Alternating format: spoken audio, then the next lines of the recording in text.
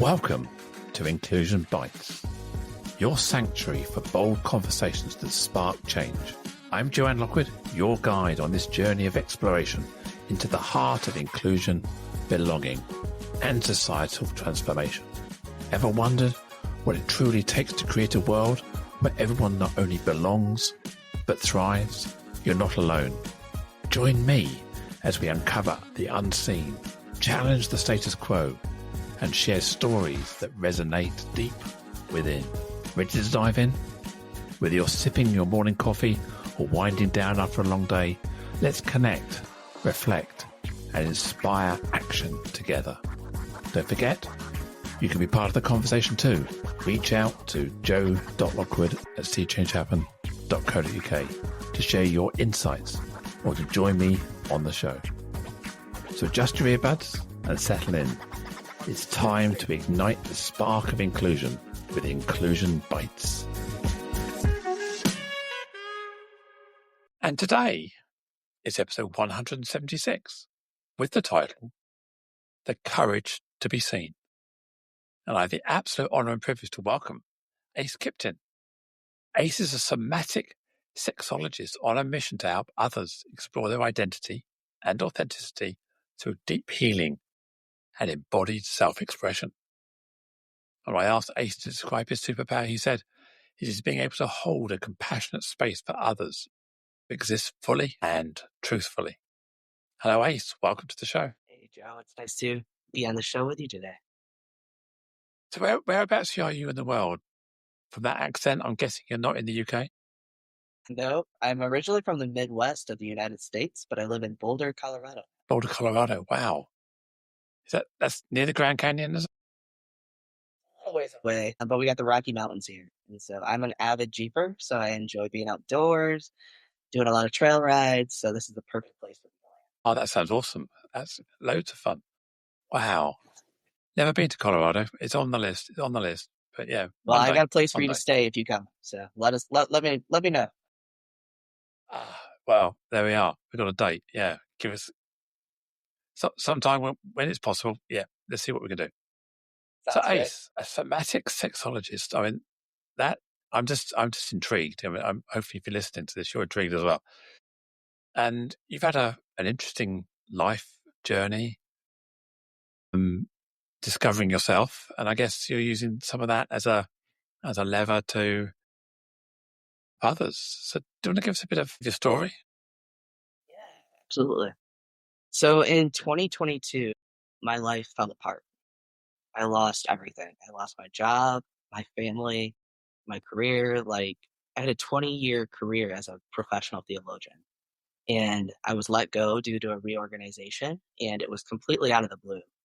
And I was just building a custom lake house, and so I went, oh no, I no longer have an income to afford the place that I live in. And basically what happened was my life was thrown into chaos. And from that, I started questioning and critically thinking about how I lived my life for the first 38 years. And I realized that I wasn't being authentic to who I am. I was doing what everybody else in this world wanted me to do. And I think a lot of us do that. You know, we go to school, we get a job because maybe our parents said, hey, this is the path you should take. But it's not necessarily the path that you wanted to take or I wanted to take in life. And so in losing everything, I started to critically think about how I got there and what I actually wanted to do with my life. And so as I was sitting on my therapist's couch, it became really clear to me that I was trans. And I had lived a life as a female. I was an executive leader, and that was all gone. And so I was like, how do I want to rebuild my life in such a way that I'm actually happy and enjoying the lifestyle that I have? And so I ended up watching a show called Sex, Love, and Goop. It's on Netflix. It's free. It's a really fun show that you can binge watch over a weekend. But basically what happens is there's somatic sexologists that are taking clients into a room. And as the storyline unfolds, you can see their lifestyle start to change. And they're actually living a life of pleasure versus a life of pain. And so as I was watching the show, I was like, I need that in my life because I understand pain really well. I've been living a lifestyle of pain my entire life, but I would love to transform it into pleasure. And so I hired a somatic sexologist. I went and had my own sex, love, and goop like experience. And my life was completely transformed because I was awakened to the sensations in my body and who I really am. And so from that, I decided, you know what, I need to provide this experience for other people. And so I got trained in somatic sexology, got a bunch of certifications, and now that's what I'm doing. I'm helping other people land in their bodies and have an erotically liberated lifestyle. I've got a load of questions in my head from that. First of all, I think there's two words, somatic and sexologist.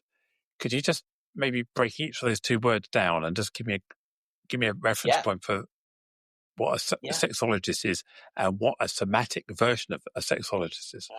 Yeah. So a sexologist is somebody that studies sex, right? It's like a theologist would study God or religion. So I study sex. So a lot of it is gender, identity, expression, and orientation, and helping people critically think about their life and their lifestyle and what they really want out of it, and then how to get that. And then the somatic piece of it is actually just landing in your body and being true to what's there and recognizing and realizing the sensations and the feelings that are going on and really embodying who you want to be and living that out. So it's that alignment of self with spiritually, physically, mentally, everything kind of aligned so that you're, to use an overused expression, true to yourself is what you're trying to say here. Does that reflect that often the hardest person to come out to, whatever that may mean to you, is yourself, admitting to yourself who you are, or what's important to you? Because we all tend to live by other people's rules, don't we? We live as we grow up. Yeah. We have expectations Yeah. set on us by our parents, our community, our relatives, and then we just end up on this conveyor belt. And sometimes we Yeah, got to realize that who are we? exactly. We all are playing a character in this world. We all have this persona that we've created of who we are, and that becomes our identity. But is that really your identity and who you really are? Are you allowing all of yourself to exist, or are you only allowing a certain portion of yourself to exist because that's okay in society and it's acceptable, right? And so what I do in my work with people is I allow all of them to exist. The good, the bad, the ugly, what they think is right or wrong, like all of it's welcomed in this space because it's all of you. And I think what a lot of us do is we really repress those desires because it's not seen as something that's actually, okay to have in this world. And that's where a lot of the like incongruency and, the lack of alignment happens. And that's why we're so sad and frustrated because we're not living a life that's true to who we are and expressing that in this world today. Yeah, there's you must be a good girl, you must be a strong boy, repress your emotions, be emotional, want a family, not want a family, can't be gay, must be straight, can't be trans, must be cis, living up to those societal constructs. And often we have our own communities that enforce that and police us into those boxes, doesn't it? Absolutely. Yeah, you mentioned the fact that, was it 2022, your world turned upside down. Was that the first inkling you had around your own incongruence of identity? Or had it been No, plaguing it? absolutely not. It's been plaguing me my whole life. I mean, I knew at the age of 4, and I think my parents knew it too, right? Of like, I was way more into boy things. I wanted to be muddy, be really active, do sports. I didn't want to wear makeup, do my hair, dresses, right? Like, it was my entire life that I was fighting this societal norm, and I knew that I was gender incongruent. There was no gender conformity, right? I knew that, but I was struggling with it, and I felt like I had to align with who society said I needed to be versus who I actually was. And you said before you were in your adult career, you were a theologist. Is that a theology? Is that what you're saying? Yeah, I was a So, professional a theologian, yeah.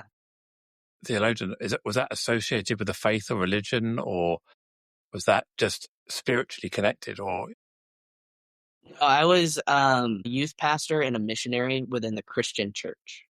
And so I grew up in like the evangelical Protestant denominations. and that presumably that the doctrine would have not accepted deviation from the typical, from the norm, from the straight.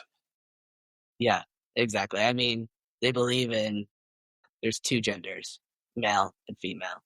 right? And so obviously, if you look at science and the facts, there's a binary, right? There's a spectrum of, we could be masculine, we could be feminine, we could be somewhere in the middle, right? And there could be fluidity in that. And that's not necessarily the way that I was brought up. And so that was a really hard thing. I think back in 2022, when I started to actually look at the science versus what I had been taught to believe, I believed that to be true, but the science is, we're all born female. And then, 6 to 7 weeks later, our bodies start to change, our brains start to develop. And then that's when, you know, we become male or female in society's terms, right? Yeah.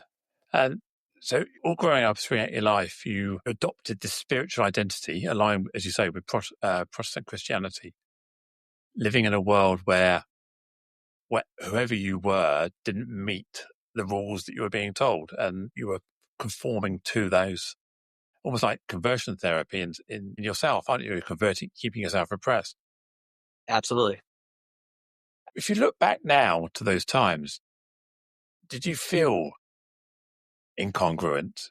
Did you feel that you were living that lie looking back? And how do you rationalize that time in your mind? Because you must have had deep faith in Yeah, absolutely. an investment in that religion.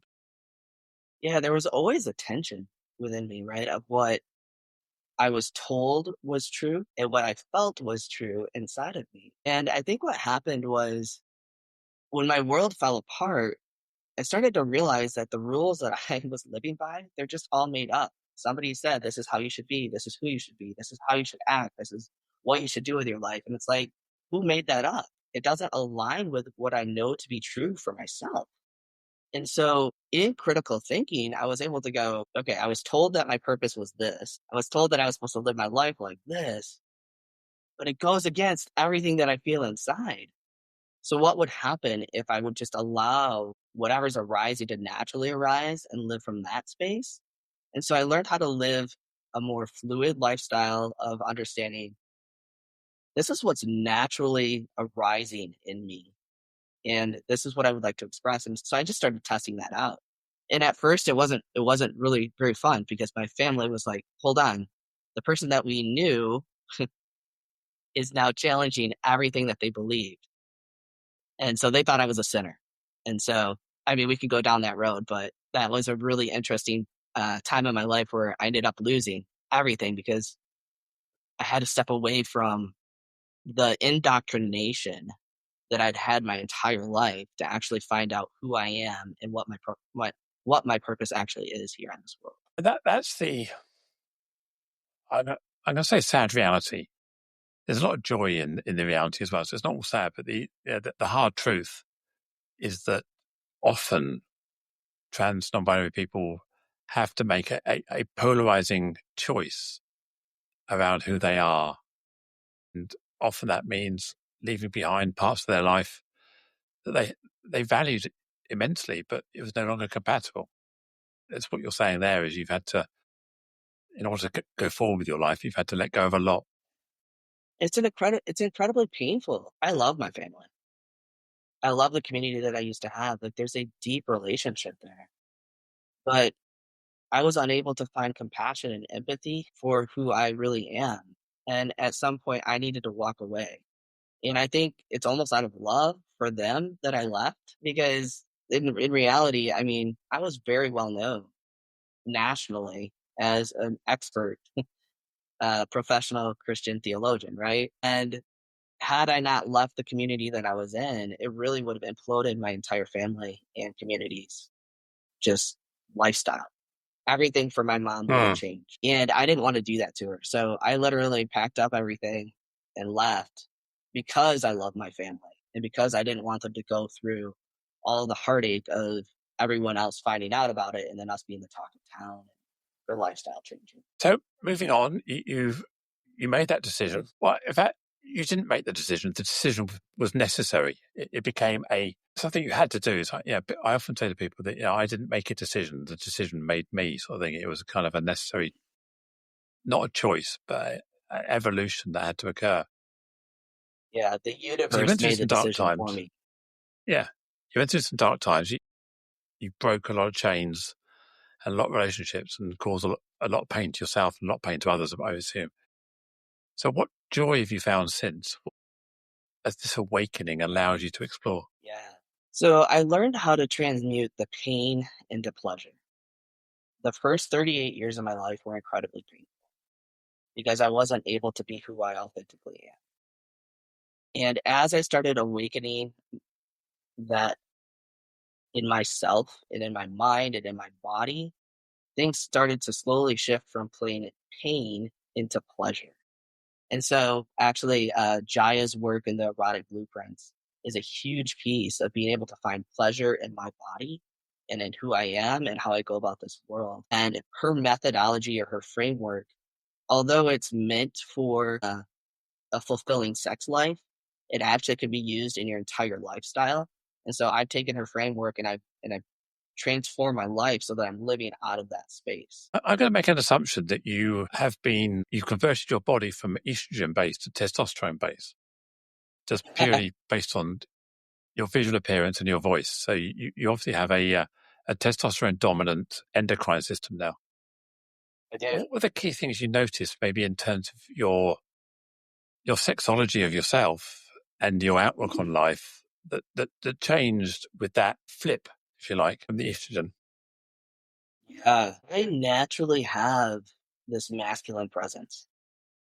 And it was so repressed my entire life because I was trying to be feminine.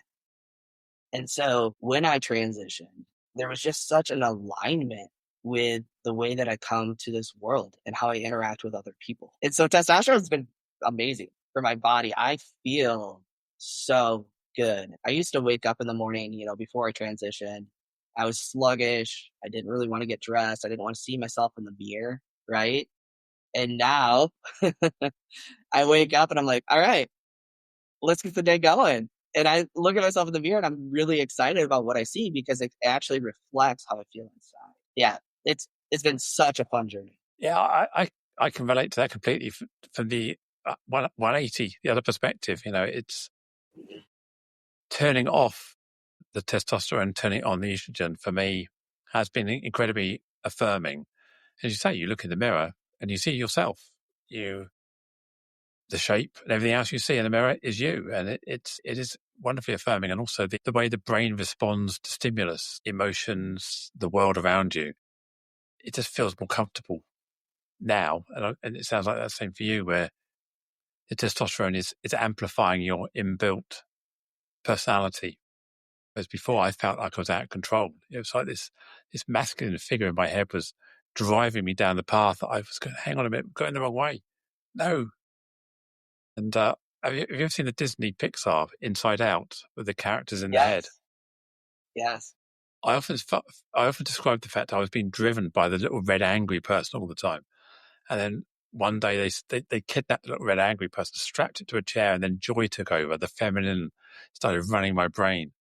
And then it all started working absolutely as it should have done. So maybe you probably got the opposite. The joy is still there, but joy's got a deeper voice now.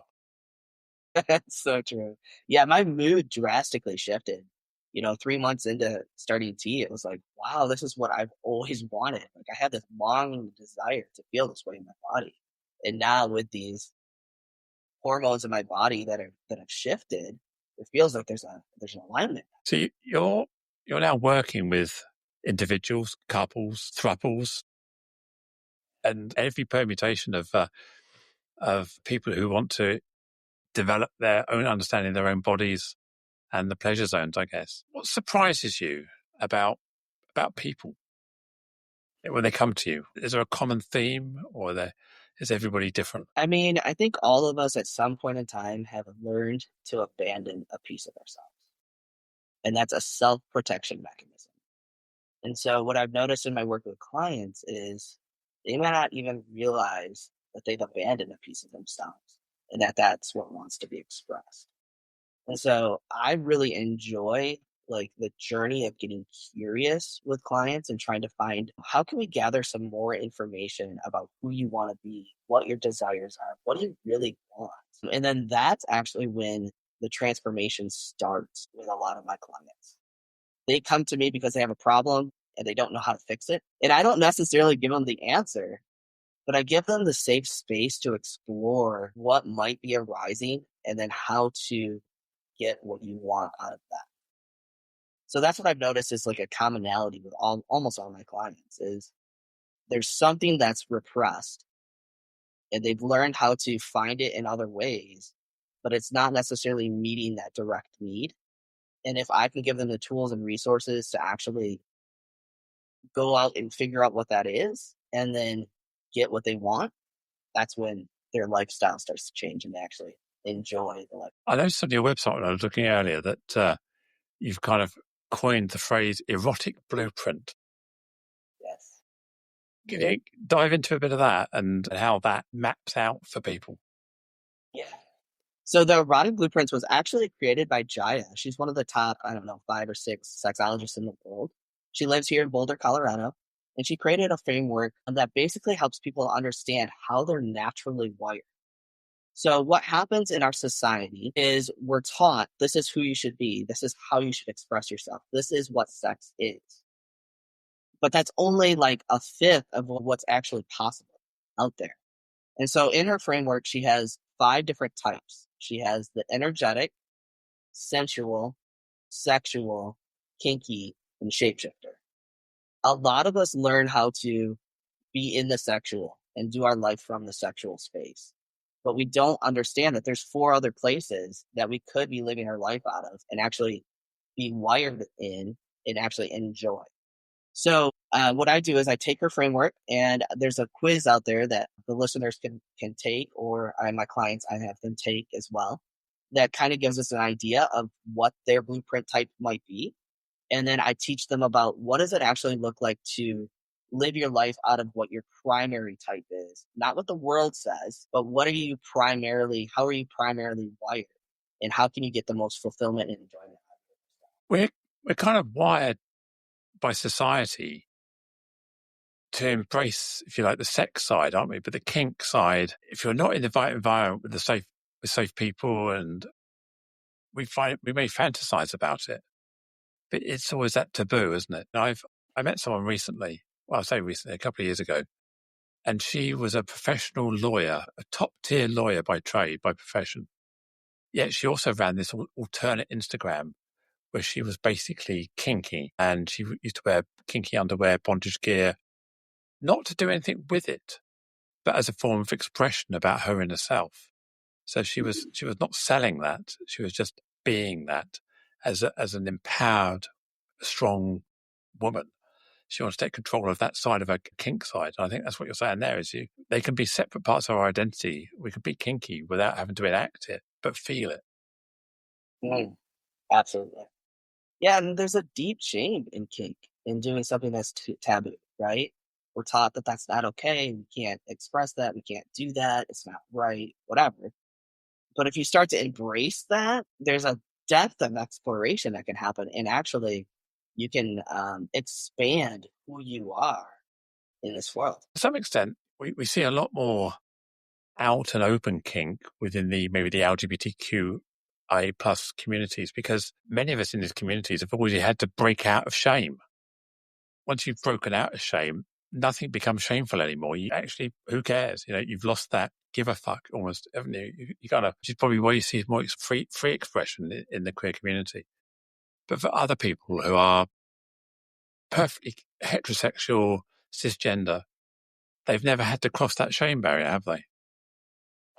Yeah, they haven't challenged it. Yeah, they haven't dove into it, right? I don't know if you find this, but just the fact we're having this conversation today is I've got so used to over the last 10 years talking about every inner deep dark secret I've ever had. I've lost that red line where I won't cross these days. And it's like people can talk about anything. And I start off the conversation thinking, I won't say that, I won't say that, I won't say that. And suddenly before long, we're just talking about it. And it is and I'm almost watching the other person going, too much information. And they're almost backtracking, go, Joanne's a bit too open to share anything.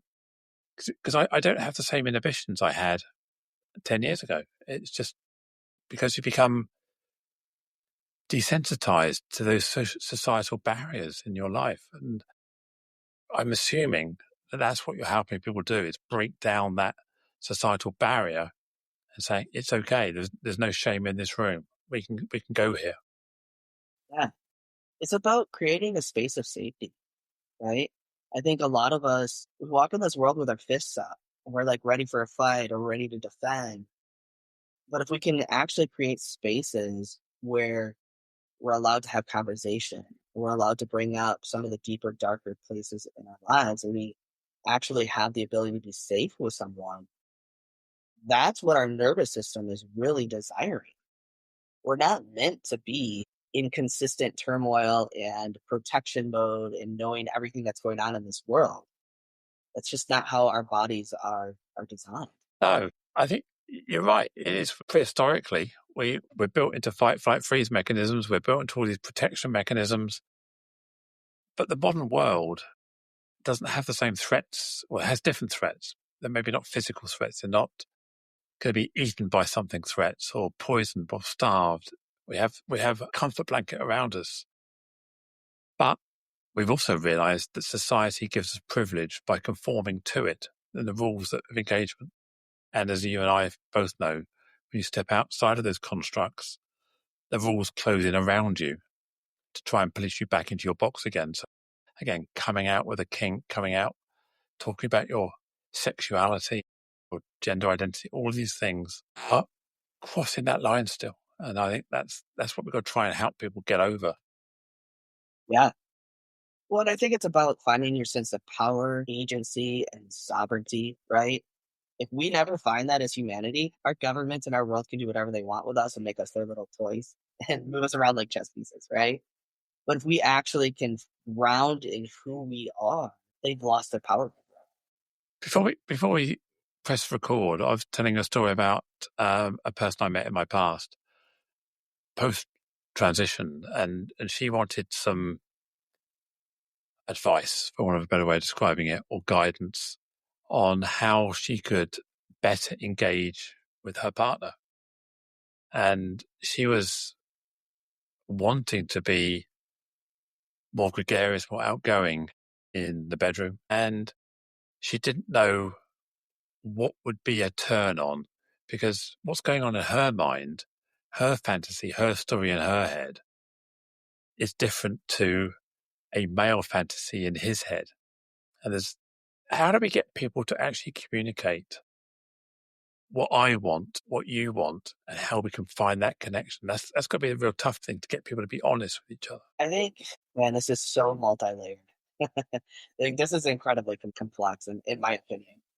But if we can allow all of someone else to exist without judgment or shame and give them the space to express what that is, it's a step in the right direction. I think like a lot of times what happens with couples is I don't share something with someone else because it affects their life.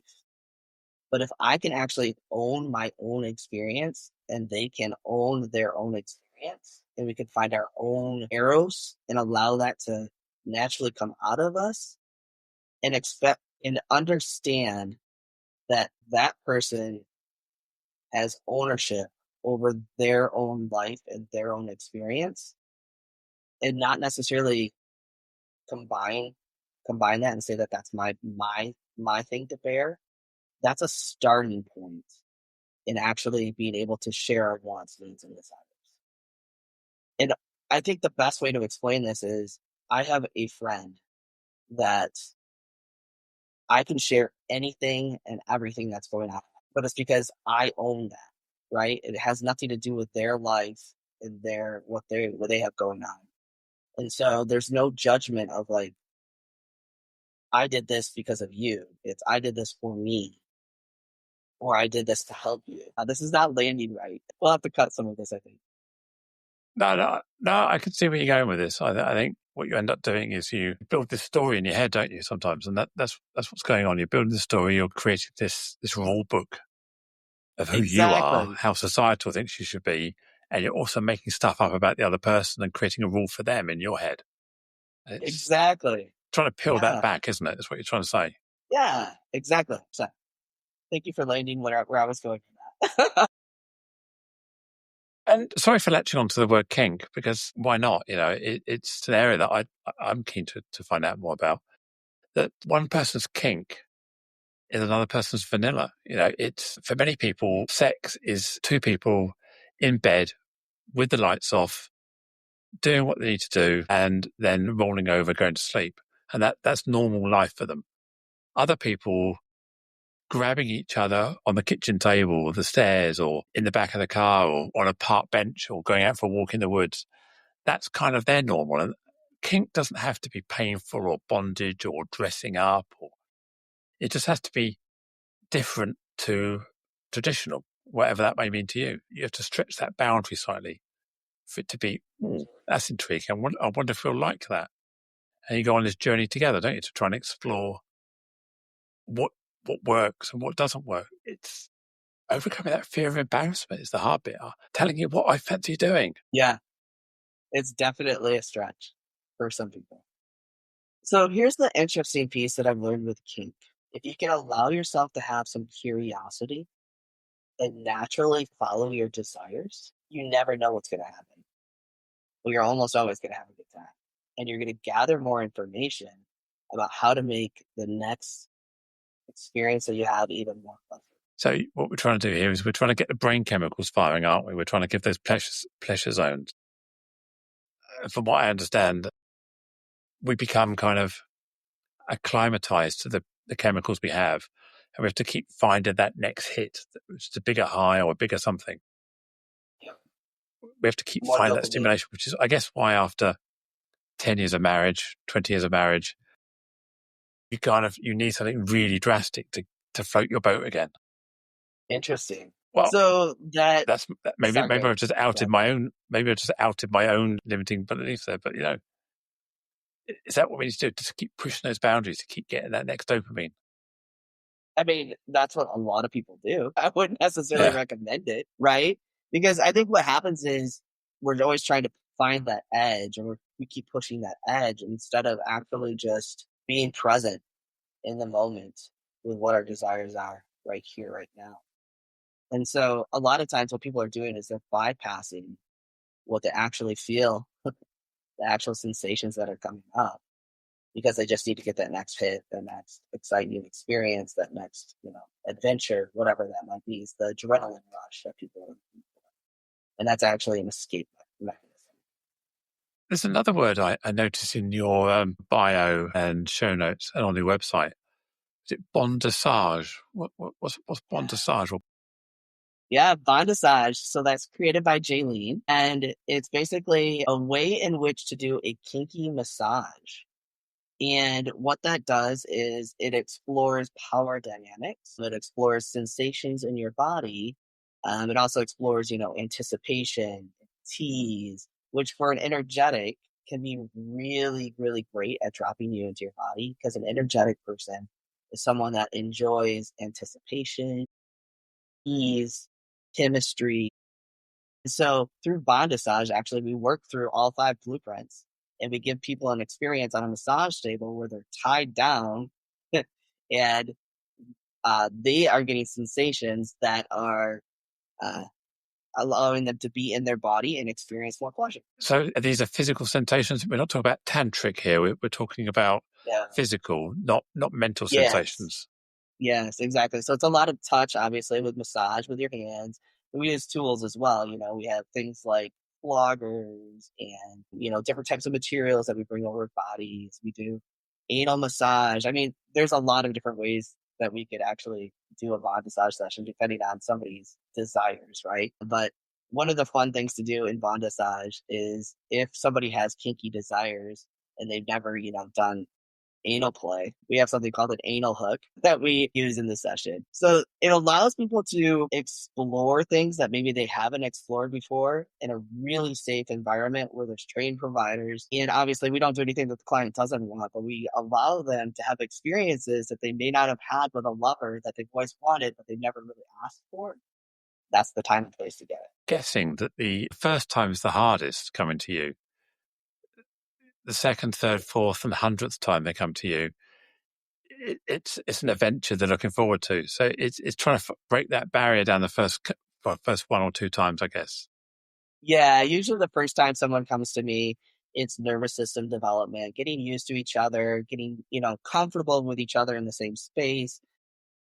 And then the second session is usually where we really get into some fun things where they express a desire that they've always had, but they've never been able to meet it. And then what kind of container can we create so that they can explore those inner longings that they've always had and get some of their needs met. So yes, usually people come to me for at least 3 sessions, but I mean, I had people that come to me for hundreds. It sounds very interesting. Shame we're not in Colorado. Yeah, love to come and have a session and find out more. There's providers all over the United States and the world. So you might be able to find a provider near you. Yeah. I'm good to go at the moment. Let me just take a brain check on that one. Yeah. I'm not feeling the need right now. But no, I can certainly, I'm open to the concept completely. And given the right time, the right context and the right situation, yeah, I would certainly go. Let's give it a go. Let's find out more. There's a lot mainly, of people. Oh, sorry, go ahead. I was going to say, is it mainly singles or is it couples or? It's everything. Yeah. We get singles, we get couples, we get, multiple people. It just depends on, what your arrangements are. If you're poly, we're open to serving anyone. What's the, you mentioned trust. You used that word or implied that word many times. I'm guessing that stepping across your doorstep is the first trust. And then sharing personal information is another level of trust. And it must get easier. Once you start sharing, we talked about this earlier, once you get onto this conveyor belt of sharing, it becomes more comfortable. And that's probably the first session is really breaking that down and establishing that bond. Yeah, a lot of times I'll do a virtual session first just so that we can pick up each other's vibes. I mean, I want to make sure that I'm comfortable with you, you're comfortable with me. We can share some, what the container is going to look like.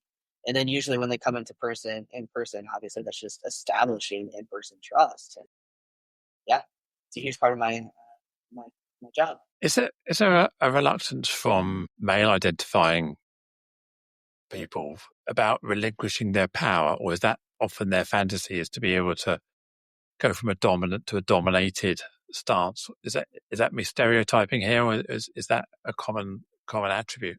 Yeah, so I think a lot of people grow up thinking that men have to be dominant and men have to take charge and men have to be the top or, whatever. But not everybody's wired that way. Or they might be wired that way, but they might want an outlet for some of the other desires that they have.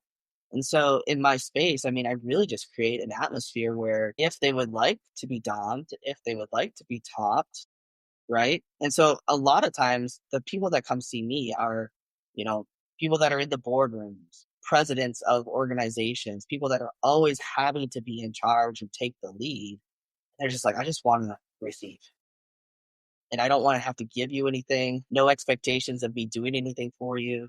Right. And so it just allows them to land in their bodies and experience whatever it is that they might be wanting to experience in that. I certainly look at my own transition and the way my body's changed and other things. There's been a journey of exploration for me to try and reorientate my identity, not only my gender, but also my romantic attraction, my physical attraction within the bounds of a very strong and happy marriage, and trying to understand how that's changed. And also how Marie, my wife, has also had to adapt and explore herself as well. And I think one of the reasons we've been able to enjoy and carry on our marriage as soulmates and life partners and wives is that we've both been open to trying to figure that out. And that's, as you're saying from your experience, that's not an easy ask for anybody to reorientate their sexual desires and label. So It is. I'm sorry, go ahead. I was going to say, it takes a very open-minded person. It's what you're trying to encourage people to do this, to actually step out of where they were into where they could be. Yeah, and not only open-minded, but somebody who's willing and desiring to stay in the fire with. I think a lot of times we think that we've lost love for someone and we've lost that spark. And I mean, maybe that's true, but maybe they've just lost the desire to actually stay in the fire and go through it. And there's a lot of reasons why that might be on their own personal level. But if someone's actually willing to go there, can experience a relationship like what you have with your partner, right? Like the depth of intimacy that you wouldn't have had that probably had you not gone through what you've gone through in the last. So we often say to each other that our relationship is stronger today that potentially it was or would have been otherwise. Because we've as you can probably imagine, we've done a lot of talking over the last 10 years. Yeah. Done a lot of shouting and screaming and hugging and crying and being with each other. Far more than probably we would have ever communicated had things remained as they were in the past. So I think it's an immense privilege that the fact we've evolved our relationship, not just physical relationship, but also our romantic relationship and day-to-day relationship in ways we could never have explored. Well, without an independent counsellor, maybe, but we've done that largely by eroding those barriers because suddenly there's no red lines anymore. We've crossed all the red lines there are. We've told the truth ultimately behind who we are now, and so there's very little secrets in our life, and we know each other better now than we've ever done. And it takes work. It takes determination. It's choice. It's intention, and it's learning how to love someone else like the way that we want to be loved. And I think as humans, as we go through our lives, our needs evolve, don't they? And I'm sure you find this where when I'm in my teens, I'm exploring, trying to figure stuff out, trying to practice. I don't want to be this is maybe not the one for me forever, but it's a bit of fun. And you get to that sort of biological clock type time in your 20s and whatever it may be in your 30s, thinking, well, actually, the purpose of this is to have a family. And then you go through that tired phase where you've got your family, your hormones change again, and you're saying, right, okay, no more. You've got to work protecting your offspring now. And then your offspring leave, and you're going, well, okay, now what? I don't want any more kids. I'm tired, I'm exhausted, menopause, whatever it may be, stress at work. So we've got to rediscover ourselves in our 40s to find new purpose in our relationship, haven't we? And try and do that within our relationships rather than looking outside to find spice elsewhere. And that's what often happens. We reject looking in and start looking out again. Yeah, I mean, we're all going through different phases in our life, and we're all making different choices according to what we want and desire. So, I mean, a lot of us live our life the way that you just mentioned. We go through it almost the way that society tells us to, right? You grow up, you get married, you have kids, you retire. That's like the typical society. And the interesting piece that I realized is like, how many people are actually happy with that life? A lot of people who come to me, they're like, I wish I wouldn't have gotten married when I was 21 or had kids when I was 25, or, they have all these regrets. And it's really interesting to me. Like, what would happen in our society if we started asking questions and critically thinking about what do you really want in your life at a younger age? I think we'd have a lot less miserable people, a lot less divorce rates, a lot less hate and, you know, people getting hurt if we could just be authentic and true to how we're naturally wired and what we really do truly want in this life. If I would have been able to transition at the age of 18, there's 20 years of pain and heartache that I might not have had to go through. Now, was it good for me to go through that? Yes. I grew, I evolved, and I changed.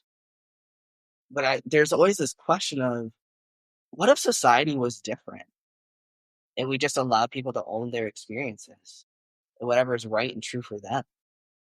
I think there'd be a lot less pain in this world. Yeah, I agree. But the trouble is we're so ingrained in this process of pain and dependence and rules, constructs, that it's almost impossible to break out of it without using a matrix analogy here. We do have to take the pill, find the truth, and pull the plug out, and otherwise we'll never escape. And society does not get up for it. Society wants us in debt.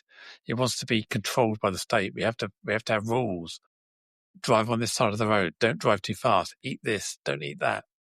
Spend this. Behave like this. Because as a society, that's what keeps us coherent. And And when we try and bend those rules, we're seen as outliers. We talked about this right at the beginning, that it's almost impossible to swim with the stream when you're the wrong fish. Yeah, I mean, what this does is it encapsulates our human experience, right?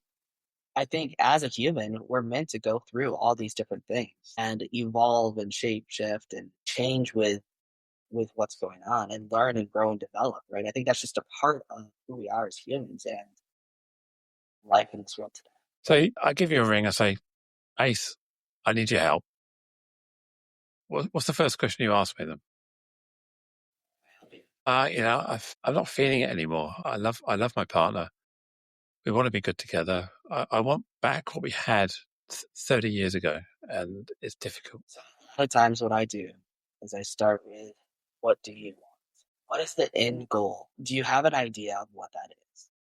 A lot of times we don't even know what that might be. And so what I do is I help my clients get curious with that. So let's find out what your end desires are, and then I give you a pathway. So it's allowing people to draw back the curtains, see the road ahead of them, and take that first step. And then they realize the first step isn't as scary as you thought it was going to be. It will change your life, absolutely, but it's exactly what you need to do. So it's changed your life, as you said. You were at this crossroads. Staying on the same road was not an option for various reasons. You got jolted by a circumstance which caused you to question yourself. How can you recognize that point in your life without having to have trauma to jolt you into it? Because I'm not saying I had trauma to jolt me, but there were things that happened around that time that made creating change much easier, because some of it was going anyway. So I didn't have to hang on to everything. I just hang on to the bits. So it'd be far easier for people to realize they can make change without having to lose things. Yeah, some people are probably not nearly as stubborn as I. Learning from other people's experiences and just realizing it. I mean, I realized it so much sooner. I could see that something was going to happen. And ultimately, the destruction of my life was a gift from the universe to allow pieces of me that needed to die. It was almost like a death of the ego, right? Going into the dark night of the soul. And not everybody needs to go there, but I think at some point in our lives, we all probably do go there. The metaphor and the analogy I use is it's almost like being on the space shuttle. When you're on the stand, you're pointing up in the air, you have to push the button and blast off with enough velocity that you escape Earth's gravitational pull. Because if you do it half-hearted, you don't push the button deep enough, you don't grab it enough with it, you just get halfway up and then you drop back down to Earth. So you've got to try and find this escape velocity where you actually break free of the chains that are holding you back. And then when you're up there in space, you're looking around going, wow, this is kind of scary. How do I get back down again?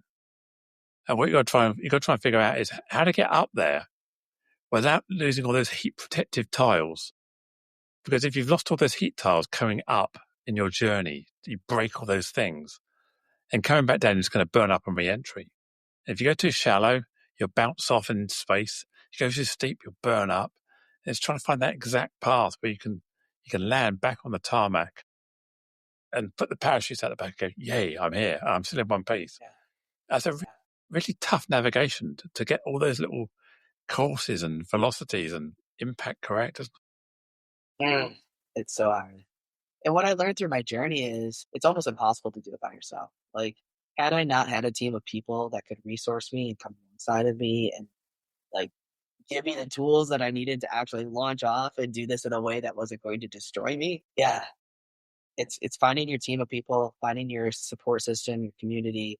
We all long to belong. We all want to be worthy, right?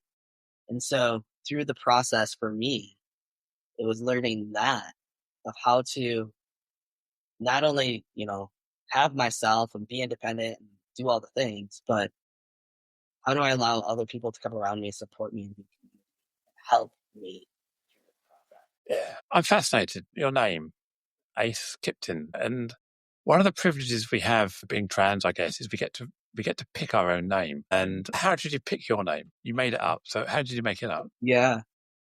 So I always wanted to have kids. Well, that's not true.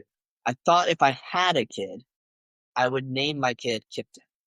I love the name Kyptyn. There's something about it that just was drawn to me. And as I was going through this transition process, I hired a therapist, and we were doing some inner child work. And I was working with my inner kid, and I named my inner kid Kyptyn. And it became really important to me. And so that's how I came up with my last name. Was instead of having a kid and naming my kid, it was my inner child. That's beautiful, beautiful. It's also unique, I guess. There aren't many other Ayce Kyptyns in the world, so it makes you easily locatable on search engines and other places, I guess. Exactly. Yeah. I don't think there's anybody that spells their first name like I do. And then I don't know if anybody that has a last name that I have as well. So very unique. Ayce, A-Y-C-E, Kyptyn, K-Y-P-T-Y-N. Yeah, very unique. Very striking. Ayce, it's been absolutely fantastic. How can people get hold of you if they want to find out more and maybe even do a virtual session with you? Yeah, that'd be fantastic. I'm on most of the social media platforms. I'm on Instagram, Facebook, TikTok. You can find me at Ayce Kyptyn, or you can take a look at my website, acekyptyn.com. And I've got a copy of it here, and it looks fantastic. And you can talk about volitionary life? How do you pronounce that? Volitionary life. We all have a will Volitionary, and that's it. volition in life. Volitionary life, that's it. God, I couldn't find the pronunciation of that. Absolutely fantastic. Ayce, thank you. Thank you for your time. I deeply appreciate it. That was great. I loved that. As we bring this conversation to a close, I want to express my deepest gratitude to you, our listener, for lending your ear and heart to the cause of inclusion. If today's discussion struck a chord, consider subscribing to Inclusion Bites and become part of our ever-growing community, driving real change. Share this journey with friends, family, and colleagues. Let's amplify the voices that matter. Got thoughts, stories, or a vision to share? I'm all ears.